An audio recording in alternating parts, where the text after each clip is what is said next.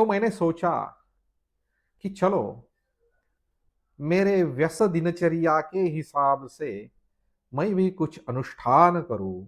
और मैंने तय किया कि मैं इस महीने में शिव महिम्न, ये अत्यंत मधुर, भाव रसपूर्ण और भक्ति और ज्ञान से ओतप्रोत ऐसे स्तोत्र का अध्ययन करूंगा। शिव महिम्न यानी शिव महिमा का स्तोत्र। हमारे भारतवर्ष में ये हर शिवजी के मंदिर में, हर घर में ये स्तोत्र गाया जाता है। विशेषता जब भगवान शिव को अभिषेक किया जाता है, तब या तो रुद्र सूक्त से या शिव महिम्न स्तोत्र से अभिषेक किया जाता है। और मुझे एक विशेष बात अभी याद आई।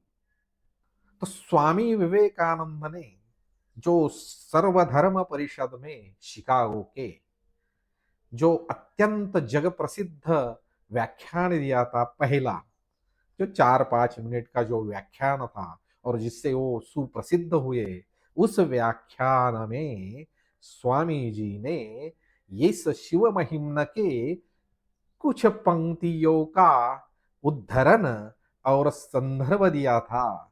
और वहां स्वामी जी ने कहा था कि मेरे देश में हर गांव में, हर घर में ये स्तोत्र की पंक्तियां गाई जाती है। और वो पंक्तियां कहती है, रुचि नाम वैचित्र्या द्रुज कुटिल नाना पथजुषाम ऋणामेको गम्य स्वमसि पयसा मर्णव इव। इस पंक्तियों का क्या अर्थ है और स्वामी विवेकानंद ने किस संदर्भ में इसका उदाहरण किया था, ये हम जब का इसका अध्ययन के समय, वो पंक्तियों के अध्ययन के समय हम ये देखेंगे। लेकिन वो इतना अद्भुत और बहुत मुझे तो अत्यंत प्रिय ऐसा ये स्तोत्र है। इस स्तोत्र की एक कथा है। एक काशी में राजा था, चित्ररथ। और वो चित्ररथ राजा भगवान शिव का बहुत भक्त था। और उसने भगवान शिव के अर्चना के लिए, पूजन के लिए एक खास फूलों का बगीचा बनाया था, अलग अलग प्रकार के फूल। और विशेषता शिवजी को पसंद आने वाले फूल। तो इन फूलों का उसने एक बगीचा बनाया था। और उस बगीचा से वो हर दिन वो भगवान शिव की आराधना करता था। लेकिन एक बार क्या हुआ, या एक दिन से ऐसा हुआ कि उस बगीचे के फूल अचानक गायब होने लगे। तो ये राजा को वो फूलों की कमी महसूस होने लगी।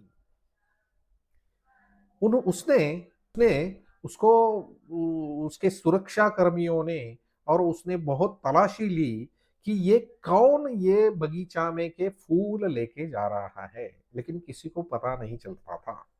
और अचानक रात को उस बगीचे के फूल कम हो जाते थे, या कोई तो लेके जाता था।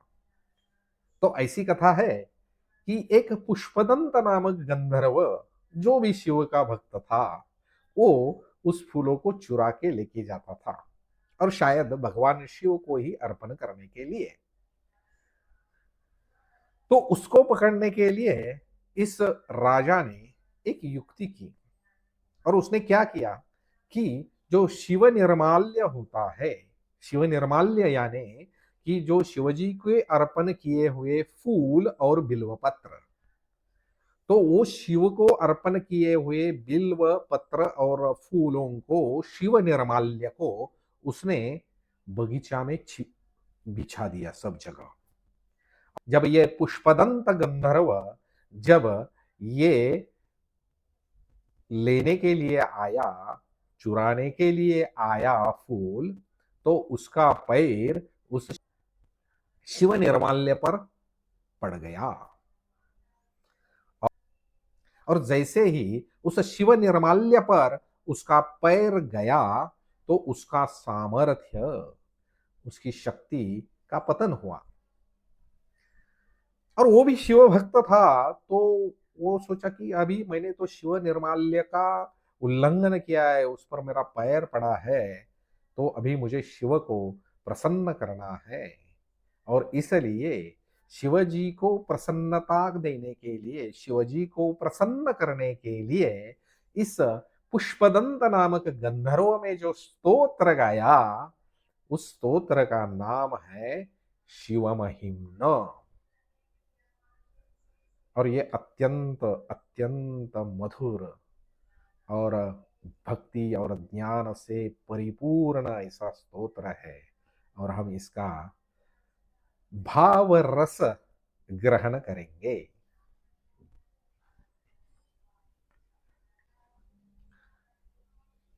और पहले श्लोक में ये पुष्पदंत कहता है, महिम्नः पारं ते परम विदुषो यद्य सदृशी स्तुतिर्ब्रह्मादीनामपि तदवसन्नास्त्वयि गिरः अथावाच्यः सर्वस्वमतिपरिणामावधिकृणन् ममाप्येष्य स्तोत्रे हर निरपवाद परिकरः।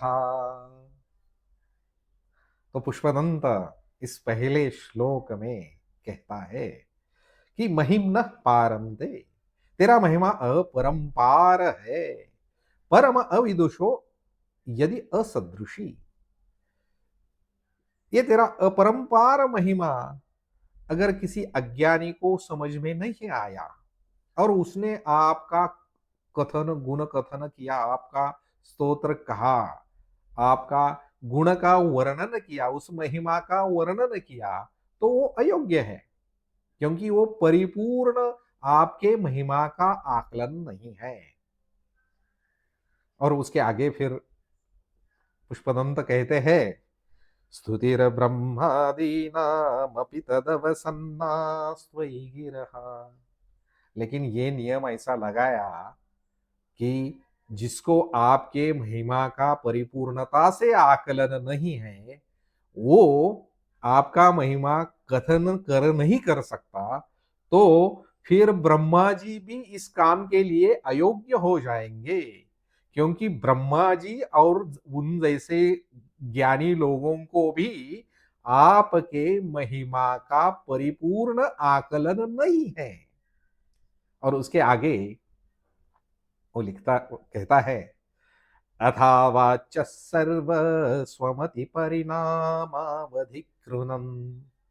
और इसलिए अगर कोई अपनी बुद्धि के अनुसार, अपने आकलन के अनुसार, हर एक की आकलन शक्ति अलग अलग है, हर एक का ज्ञान की मर्यादा अलग अलग है, और आपका महिमा अगर कोई अपनी अपनी बुद्धि से कथन करता है, स्वमति परिणामावधि, कि वो गाता है कि अपनी मति के क्षमता के अनुसार अगर कोई आपका महिमा का गुण वर्णन करता है, वो महिमा गाता है, तो वो अयोग्य नहीं है। क्योंकि इस दुनिया में आपके महिमा को परिपूर्णता से जानने वाला कोई नहीं है। और ये बहुत अर्थपूर्ण वाक्य है, अगले श्लोक में हमें पता चलेगा। और फिर वो पुष्पदंत कहता है, ममाप्येष स्तोत्रे हर निरपवाद परिकरः।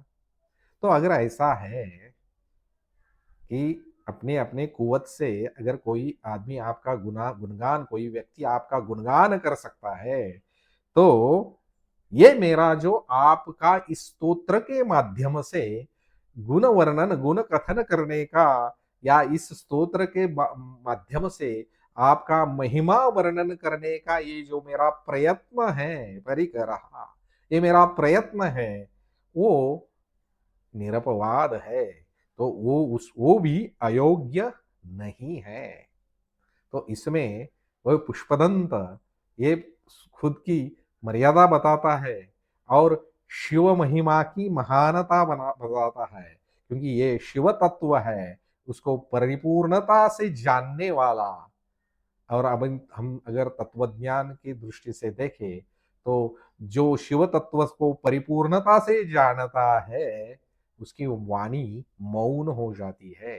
हम देखेंगे आगे ये बहुत ये और ये हमारी संस्कृति का दर्शन कराती है। इसमें जो ये है ना, अथावाच सर्व स्वमति परिणाम अधिकृणम, तो हर एक को इस परम तत्व को, शिव तत्व को, परमेश्वर को, परमात्मा को, पर ब्रह्म का अपने आकलन के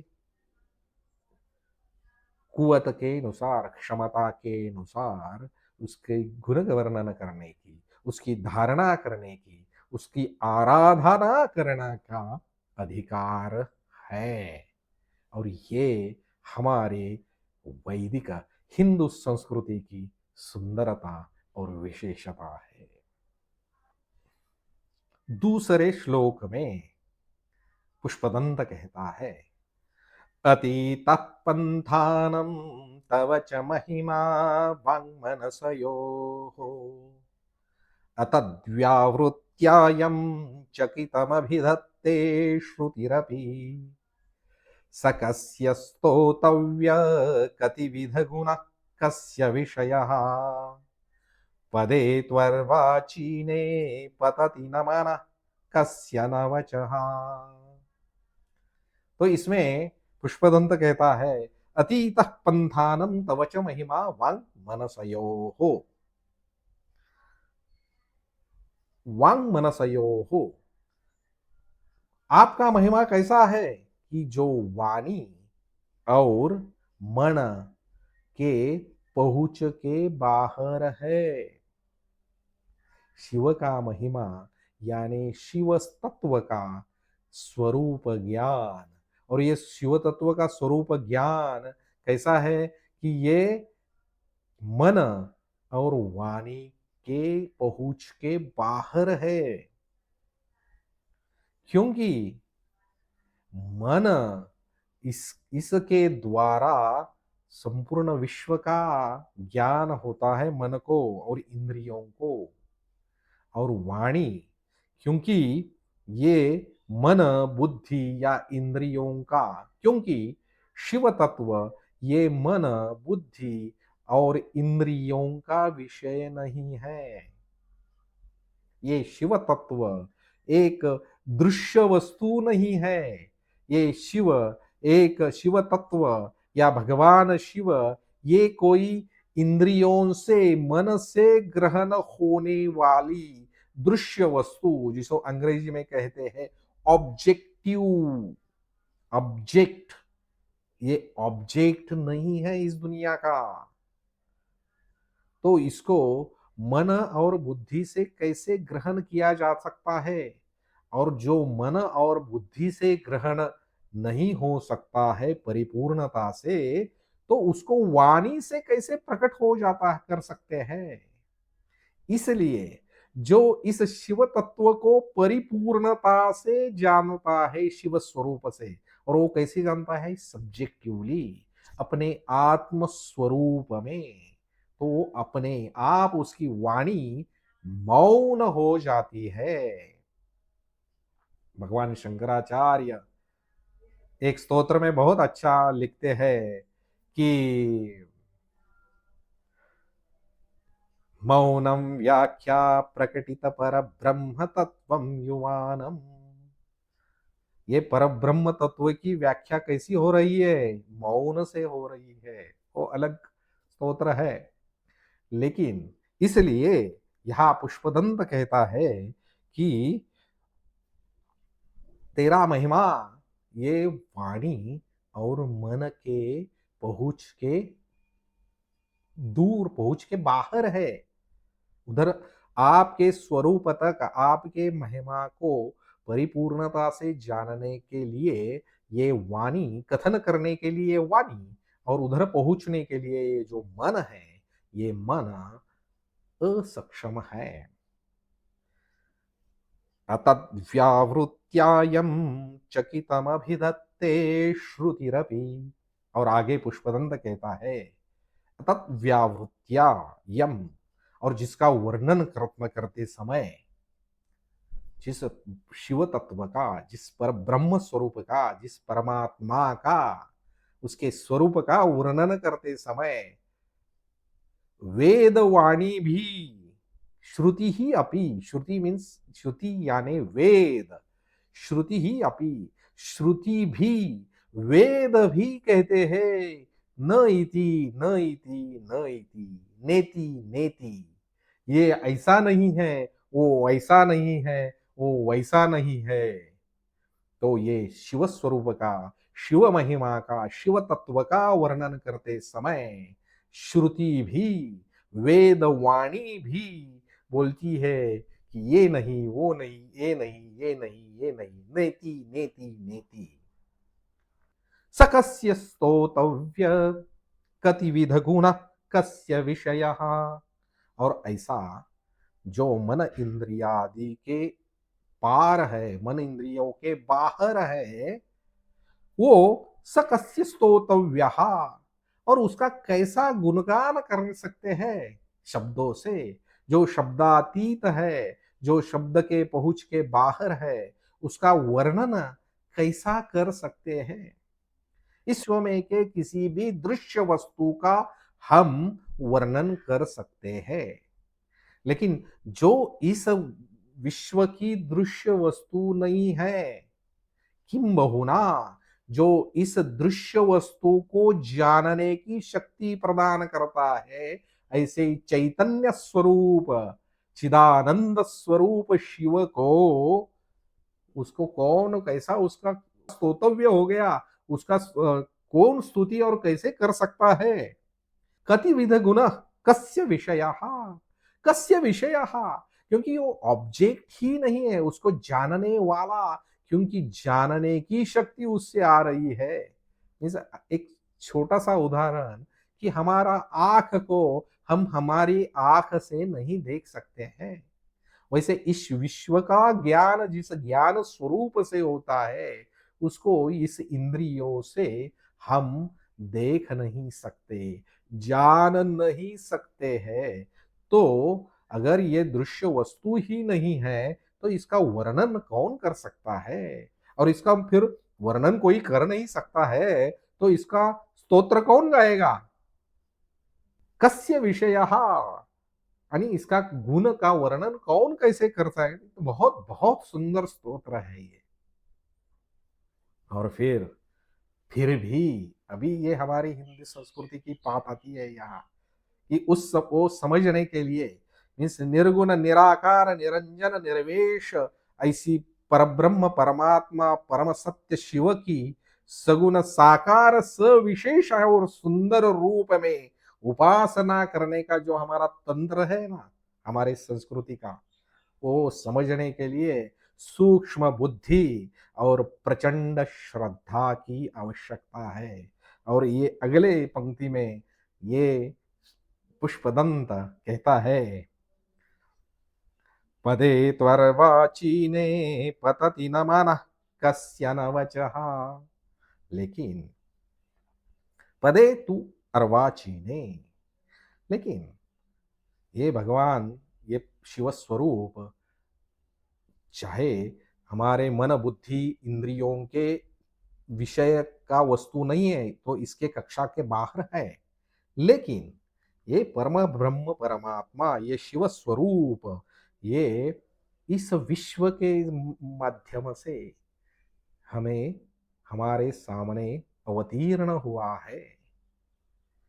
और ये नाम रूपात्मक विश्व के माध्यम से वो हमें हमारे सामने भासमान हुआ है, हमारे सामने आविष्कारित हुआ है। और उसका ये रूप कैसा है? अर्वाचीन मीन्स अर्वाचीन यानी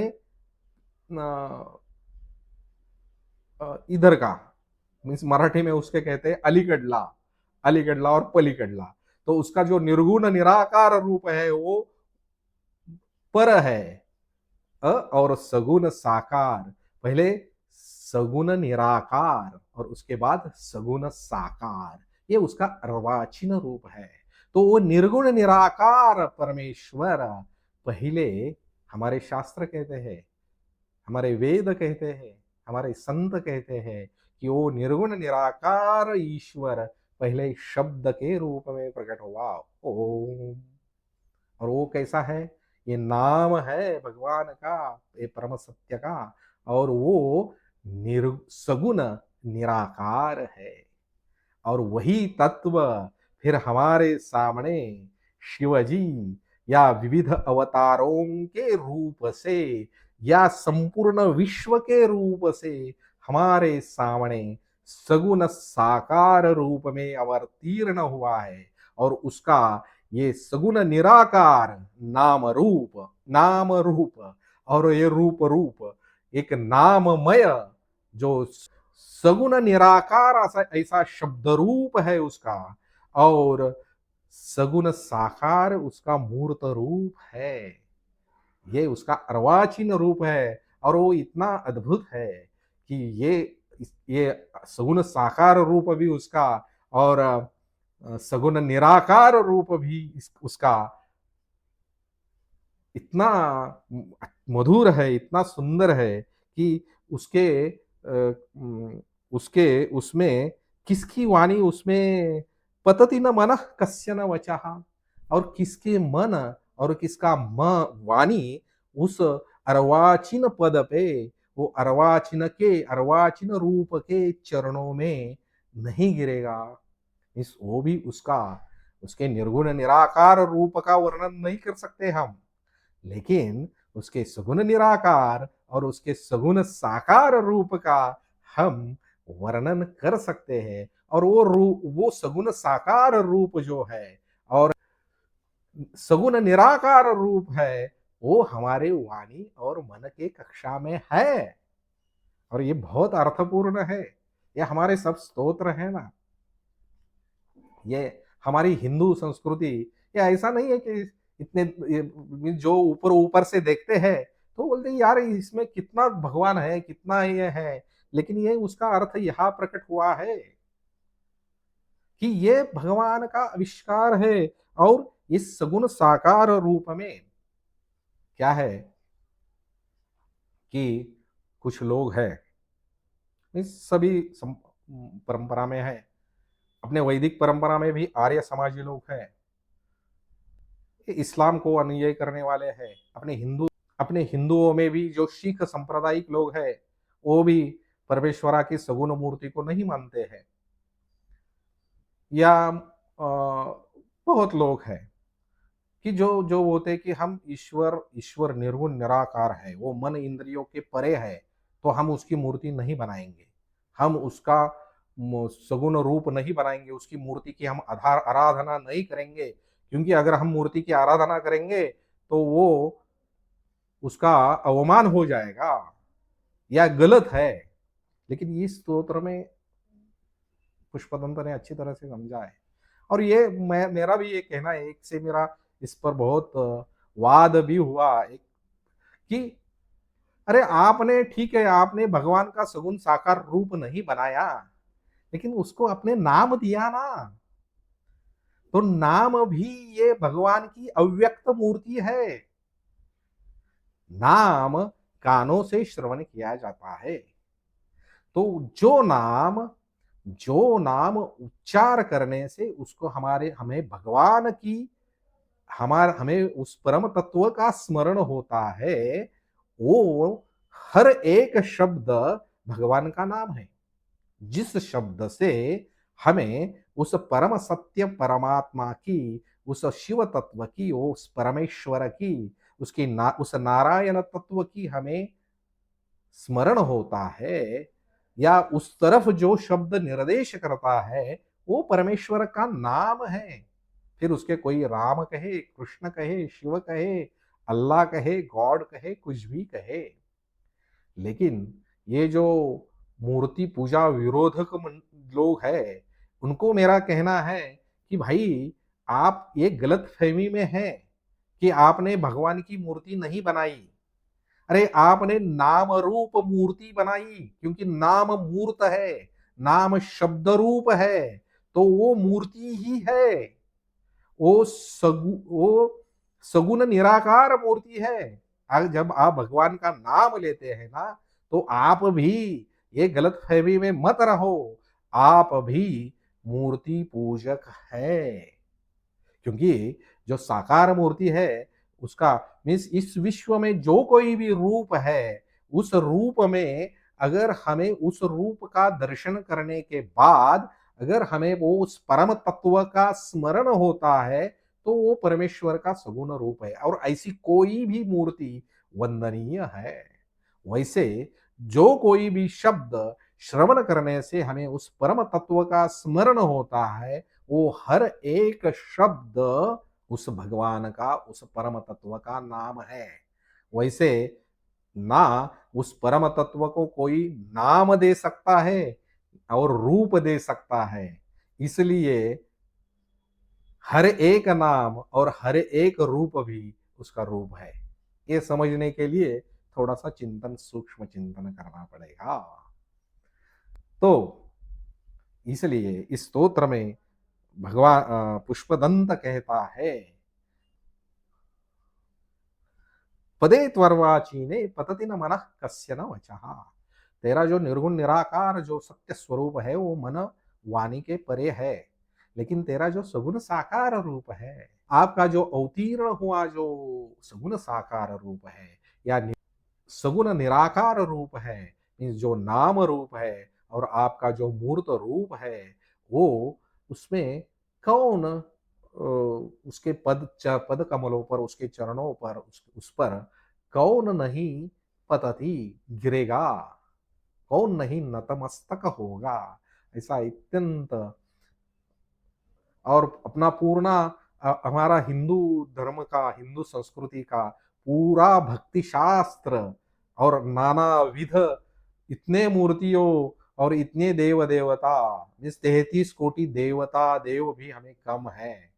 क्योंकि रुचि नाम वैचित्र्या द्रुजुकुटिल नाना पथजुषाम प्रणामे को गम्य स्वमसि पयसा मरणव इव। इसका आगे आने वाला है और इसके आगे के श्लोक में ये पुष्पदंत कहता है, मधुस्फीता वाच परममृतं निर्मितवतः तव ब्रह्मन् किं वागपि सुरगुरोर्विस्मयपदम् मम त्वेतां वाणीं गुणकथनपुण्येन भवतः पुनामित्यर्थेऽस्मिन् पुरमथन बुद्धिर्व्यवसिता। वो पुष्पदंत कहता है, मधुस्फीतावाच परममृतं निर्मितवतः तव ब्रह्मन् किं वागपि सुरगुरोर्विस्मयपदम्। मधुस्फीतावाचः, अत्यंत मधुर, अत्यंत भावपूर्ण, माधुर्य रस से परिपूर्ण ऐसी वेदों की वाणी, अमृत से भरी, सिर्फ मधुर नहीं, अमृत से भरी ये वेदों की वाणी, भरी हुई वेद की वाणी भी आपको विस्मय चकित नहीं कर सकती, ही कर सकती है। ममत्वेतां वाणीं गुणकथन पुण्येन भवतः पुनामित्यर्थेऽस्मिन् पुरमथन बुद्धिर्व्यवसिता। तो अगर आपको ये मधुर और अमृतमय वेदों की वाणी और सुर और गुरुओं के शब्द आपको विस्मय चकित, प्रसन्न नहीं कर सकते। प्रसन्न मीन्स आश्चर्यचकित नहीं कर सकते।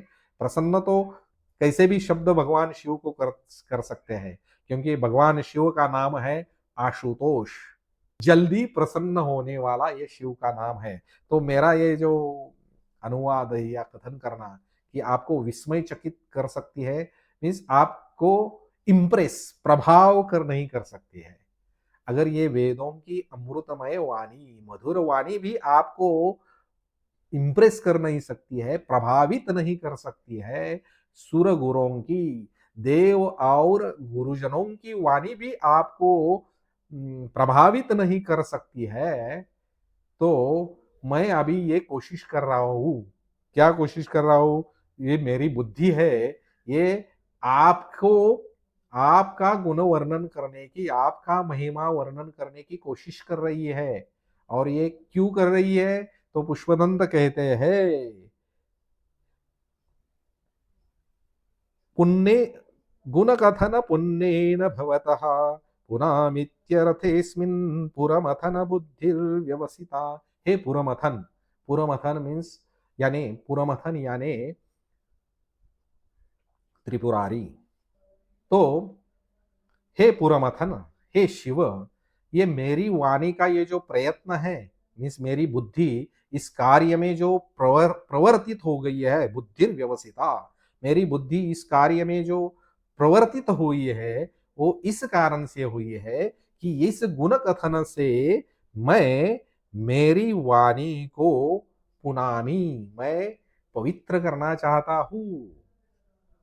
इस पुण्य, ये गुण कथन के पुण्य से, इस गुण कथन के पुण्य से मैं मेरी वाणी को पवित्र करना चाहता हूँ। और इसलिए ये मेरी जो बुद्धि है वो इसमें प्रवृत्त हुई है। देखो, तो ये शिव महिम्न, ये अपने वाणी को, अपने मन को पवित्र करने वाला स्तोत्र है। और अर्थ समझ के अगर हम इसका पठन करेंगे, अगर अर्थ समझ में नहीं आया और फिर भी उसका पठन करेंगे तो भी वो आशुतोष है, वो हमारे हम प्रसन्न तो होंगे ही, लेकिन ये इस स्तोत्र के माध्यम से हम हमारे वाणी मन बुद्धि को पवित्र करेंगे। पुनामी। और ऐसे हमने इस पहले 3 श्लोकों का स्वाध्याय, अध्ययन किया। और जैसा समय मिलता है वैसे क्रमशः आगे के श्लोकों का भी करेंगे और कोशिश करेंगे कि इस श्रावण मास में ये पूर्ण हो।